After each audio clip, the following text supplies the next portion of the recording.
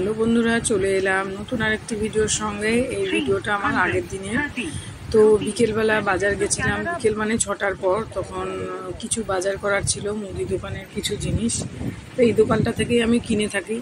তো যেতে পথে একটু শেয়ার করলাম, কারণ সবসময় রাস্তায় বেরিয়ে শেয়ার করতে পারি না, হাতে ব্যাগ থাকে বা ফোন অন করলেই লোকে তাকিয়ে থাকে, একটা কেমন লাগে।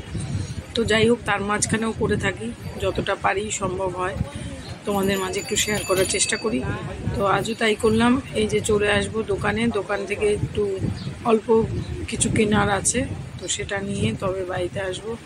বাড়িতে এসে তবে ছেলেকে রেখে গেলাম, সন্ধে টন্ধে দিয়ে ওকে রেখে গেলাম।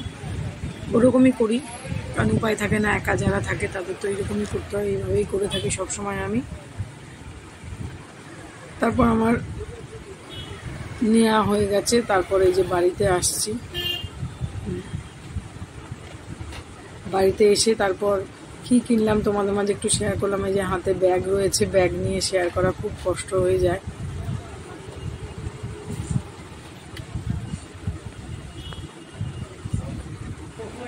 যেখানে একটা বাড়ির ঠাকুরের পুজো হয় বাজারে, তো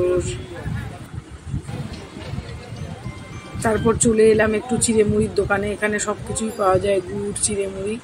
তো এখান থেকে নেওয়ার ছিল ঠাকুরের জন্য বাতাসা মিছরি, তো সেটাই নিলাম। তারপর নিয়ে কি কিনলাম তোমাদের মাঝে একটু শেয়ার করলাম। তারপরে এই যে দেখো, মুড়ি মেখে নিয়েছি, ছেলেকে মুড়ি মেখে দিলাম। ওই চানাচুর, আলু এসব দিয়ে বেশ ভালো লাগে, আমিও পছন্দ করি। তারপর চা নিয়ে নিয়েছি দুজনা। তারপর তো সেই দিন রাতে তো প্রচণ্ড খুব ঝড়ও হয়েছিল, আর অল্প একটু বৃষ্টিও হয়েছিল। বৃষ্টি হতে দুদিন একটু শান্তি পাওয়া গেছে, মানে সেই গরমটা আর নেই, যে প্রচণ্ড গরমে জ্বলে পড়ে যাচ্ছিলাম, সেই গরমটা আর নেই এখন। আজকের ওয়েদারটাও তেমন মানে গরম নেই, রোদ ওঠেনি, হালকা হালকা রোদ উঠছে, কখন আবার উঠছে না, ওয়েদারটা ঠান্ডা ঠান্ডাই আছে। গরমের যে ব্যাপারটা সেটা নেই। কদিন যা বাবা প্রচণ্ড পরিমাণে গরম ছিল। তারপর এটা হচ্ছে পরের দিন সকালবেলা চলে এলাম সমস্ত কিছু করে রান্নাঘরে যথারীতি। তো চা নিয়ে নিলাম, আগেই চাটা খেয়ে তারপরে এই যে উঠেই আগে চাল ভিজিয়ে দিয়েছিলাম। তারপর কি রান্না করব আমি রাত্রেবেলা, ছেলের স্কুল থাকলে আমি আগের দিন রেডি করে রাখি, যে সবজি কেটে মশলা বেটেও রেখে দিলাম, কারণ যেহেতু একটু ঝামেলার রান্না আছে, মশলা বেটে রান্না করাটা খুব মুশকিল হয়ে যায়। তারপরে যে আজকে করেছিলাম দই পটল, নিরামিষের দিনে এইরকম দই পটল হলে তো ভীষণ ভালো লাগে। আজকে একটু দই পটলের যে কেটেছি একটু অন্যরকমভাবে, দেখলাম বেশ ভালো হয়েছিল। তো তোমাদের মাঝে শেয়ার করলাম না, যেহেতু আমি আগের দিন শেয়ার করেছিলাম।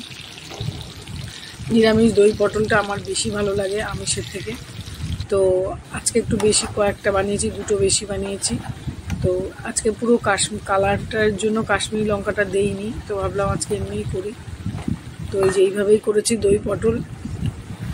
আগের দিন তো শেয়ার করেছিলাম, তবু আজকে একটু আরেকবার বলছি। এখানে আমি দিয়েছিলাম ওই কাজু, চিনেবাদাম, পোস্ত বাটা গ্রেভির জন্য, জিরে ধনে বাটা, কাঁচা লঙ্কা যে যেমন ঝাল খাবে, আর মিষ্টি, টক দই ফেটিয়ে দিয়েছি, একটু মিষ্টি দিয়েছি, নইলে টক ব্যাপারটা বেশি থাকবে।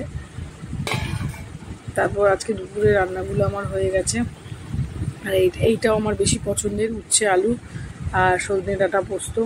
কালকেও বানিয়েছিলাম, আজও বানালাম, যেহেতু আজ নিরামিষ আছে তার জন্য। নিরামিষের দিন এইসব খাবারগুলো খেতে খুব ভালো লাগে। তারপর সব কিছু করে রান্নাঘর পরিষ্কার করে ছেলেকে খাইয়ে আমি নিজে একটু খেয়ে বেরিয়ে গেলাম। খাবারগুলো আর শেয়ার করা হয়নি, কারণ অত তাড়াতাড়িতে শেয়ার করা খুব মুশকিল হয়ে দাঁড়ায়। তারপরে যে বাসে করে যাচ্ছি। তো চলো, ভিডিওটা কেমন লাগলো কমেন্ট করে বলবে। আজ